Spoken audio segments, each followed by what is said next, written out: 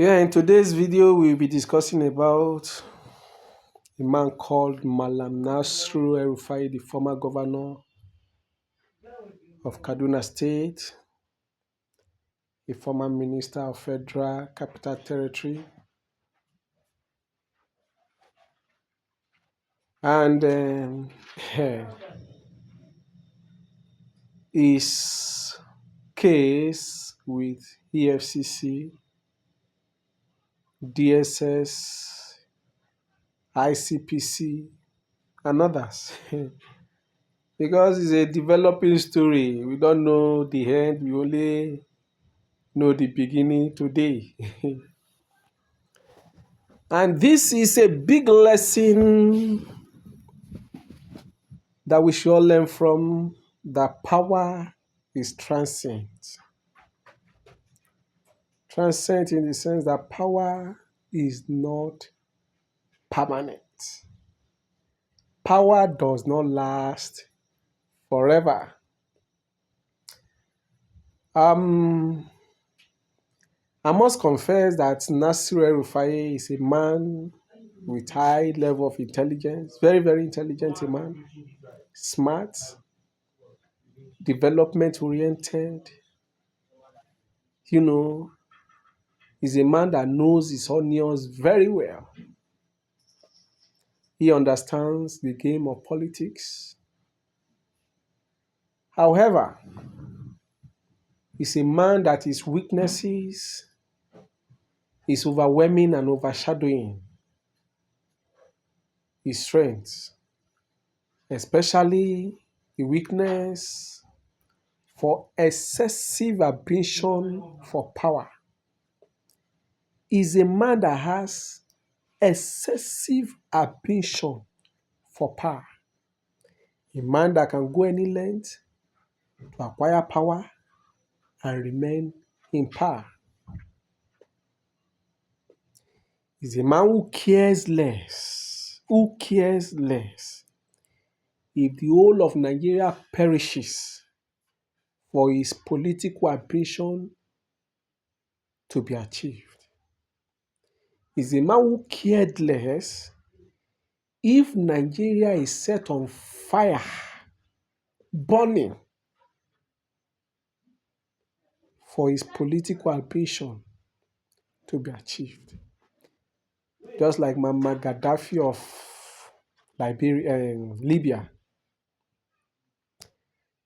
who said he doesn't care if the whole of Libya burns down as long as he remains in power. Today, where's Muammar Gaddafi? Power is transient. Gaddafi came to power in Libya in 1969 and died in power in 2011, over 42 years. Eventually, he left power. You see, that power leaves you or you leave power. Power is transient. A big message to the oppressor of today. The hunter might likely become the hunted tomorrow. Today, where is Muammar Gaddafi? Today, where is Idi Amin of Libya and Uganda? In fact, it was alleged that Idi Amin was a cannibal. That his refrigerators were always stocked with human flesh. But in all this, where is Idi Amin? Where is Joseph Stanley? The former powerhouse of USSR, Sovereignty Union. One day, Joseph Stanley showed up in the cabinet meeting with a live chicken. And he told his cabinet members that you do not know how to rule the people. Let me demonstrate how to rule the people. He started plucking off the feathers of this live chicken. What else can the helpless chicken do other than shout, and cry out of pain.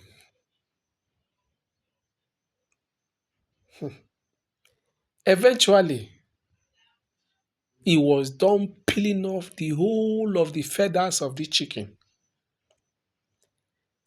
By the time he dropped the chicken down on the floor, the chicken was already drenched in blood. And Joseph Stanley stood up and brought out maize, corn from his pocket and started walking and throwing a piece of this corn to the chicken that he has plucked off all the feathers. And the chicken was running after him. And he told his cabinet members that this is how to rule the people. By the time you deal with them in the hardest way, the crumbs from the table, throw it at them, and they run after you. Totalitarianism, autocracy, fascism as popularized by Benito Mussolini in 1922 in Italy. Where is Benito? Nazism as popularized by Adolf Hitler, the main man behind the Second World War, which lasted between 1939 to 1945. Where is Adolf Hitler? Nasir Rufai, who was the governor of Kaduna State between 2015 to 2023, caused a lot of havoc, especially in Kaduna State and Nigeria at large.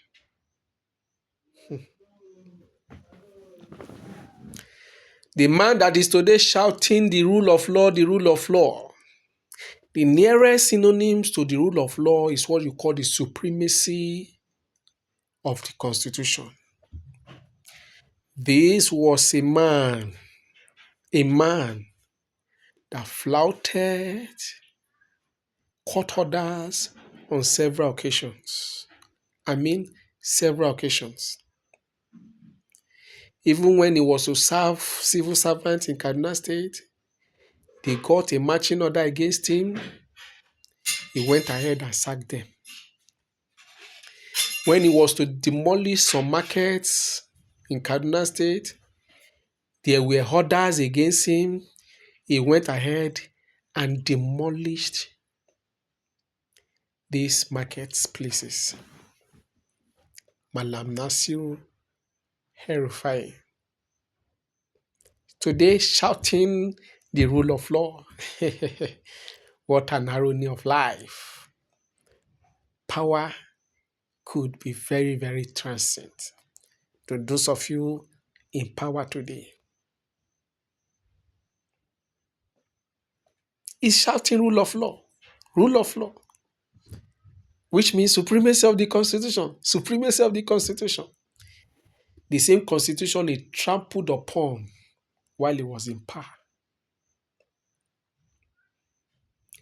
He demolished so many political associates and even opponents. For those of you who don't know, that he rode on the back of Nkui, Senator Nkui. If you have not heard the name before, go and research it. He rode on the back of Nkui to power in 2015, of course, with the popularity of late Buhari. He came to power. But how many of you would believe it that Malam Nasir Rufai demolished the house of Nkui? That is not even the point. The same house he demolished was symbolic in the sense that from research we have carried out, he had over 40 meetings, political meetings that led to his election and being elected as governor of Kaduna. He had over 40 meetings in that same building. And eventually, he demolished the building.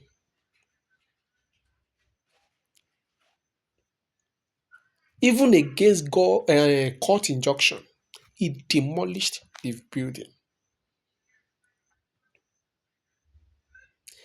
He said he would retire Senator Nkwi, Senator Shehu Sani from politics because he stood against his proposal to collect about $350 million, which they kicked against at the National Assembly. And from research we have also carried out, we discovered that when he was issued certificate of return, he went, visited Nkwi as the political gladiator that brought him to power. And as he was leaving the premises at the gate of Nkwi, he made a statement that many of his followers never understood at that point. And the statement was, that is after he has prostrated to Nkwi, gave him the certificate of return, and appreciated the effort. While he was exiting that building with his followers, at the gate, he said, Angama. For those of you who don't know the translation of Angama in Hausa, it simply means it is finished. Just like Jesus Christ said, it is finished on the cross of Calvary. It is finished. Many who were with him that day didn't know what he meant by it is finished. But when he started dealing with Nkwi, that was when they understood the statement. So you can see a predetermined mind of someone that is to be called a political son. So if it is treacherous dealings and shady dealings in political, business, he's a champion. So why is he so reckless today? Because you want to become vice president, you promoted Muslim tickets with the last drop of your blood. When you didn't eventually get the vice president, you you also lost out from the chief of staff, secretary to the government of the federation. Eventually, you lost out from being appointed as a minister. And today you want Nigeria to burn. And that is who he is. That is who he is. A treacherous man that doesn't like to be criticized, that doesn't like to be opposed in any form, and yet doesn't want to be questioned in any form, but wants to question others, even when others are doing right. Just your opinion that matters.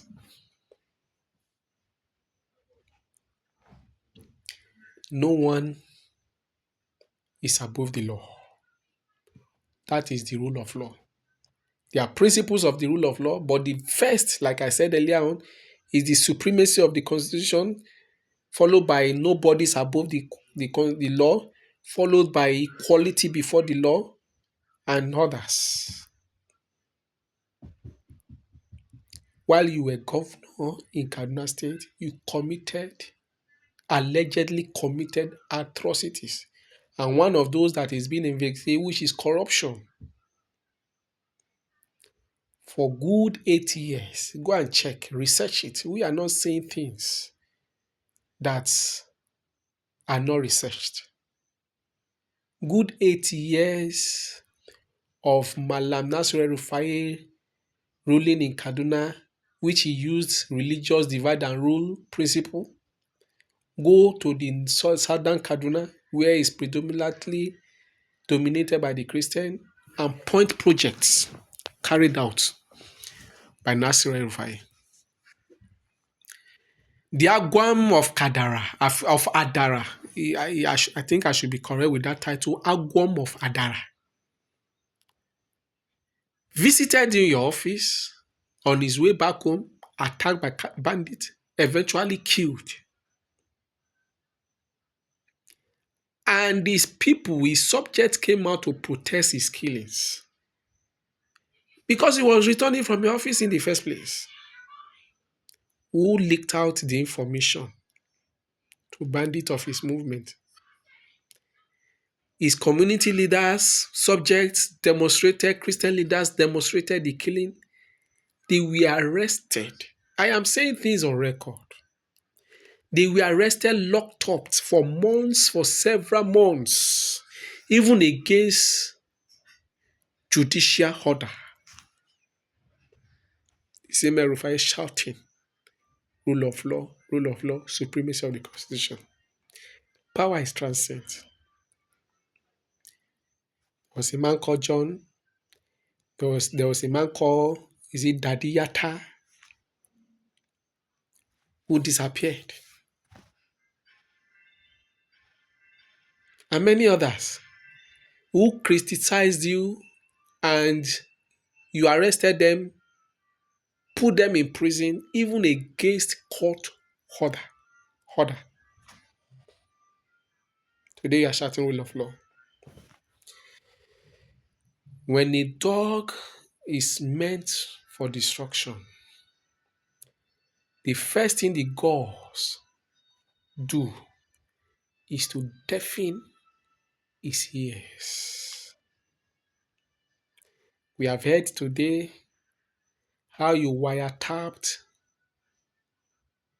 into people's communication, cyberbullying, cyberstalking, even the National Security Advisor. And all that is for political purpose, nothing else. 2031. You have vowed, because I'm referring to 2031 because you raised the point that the reason why Nasser Rufai is after you is because he wants to become president in 2031. He hasn't come out to tell us. You are the one telling us. And you are the one telling us based on your own personal ambition, nothing else.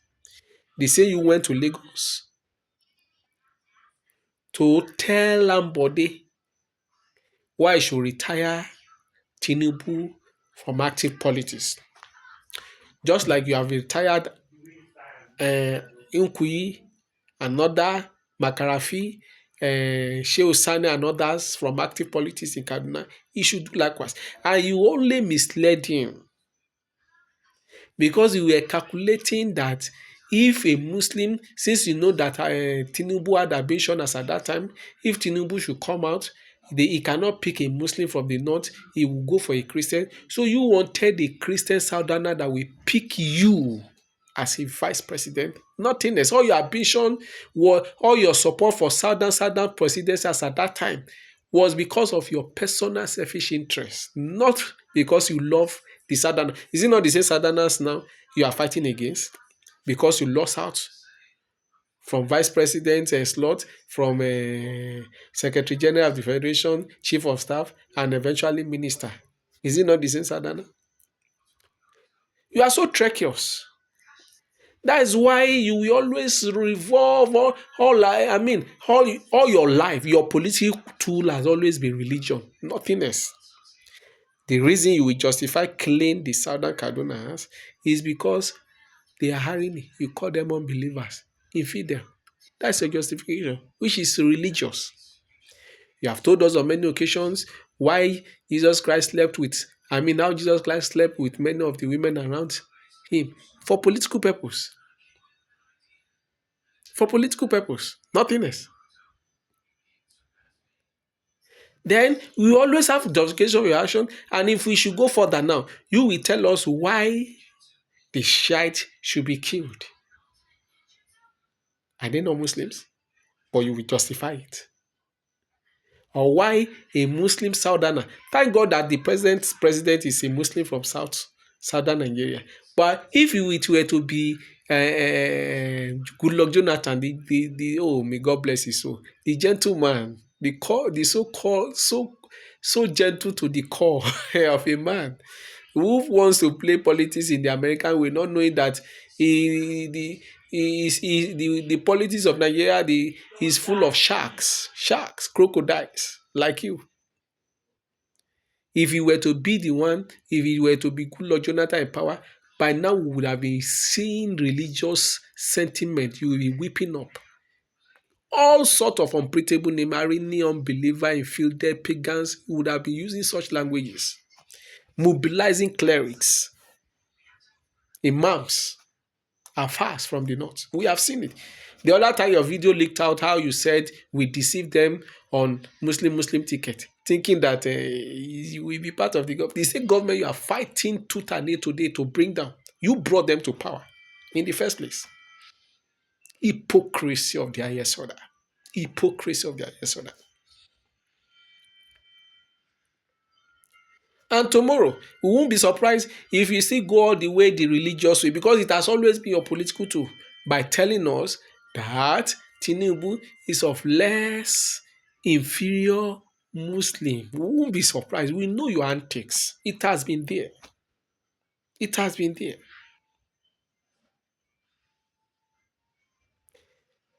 It is high time Nasiru faced his music. You are not bigger than the law. EFCC is dealing with your case. Answer the case.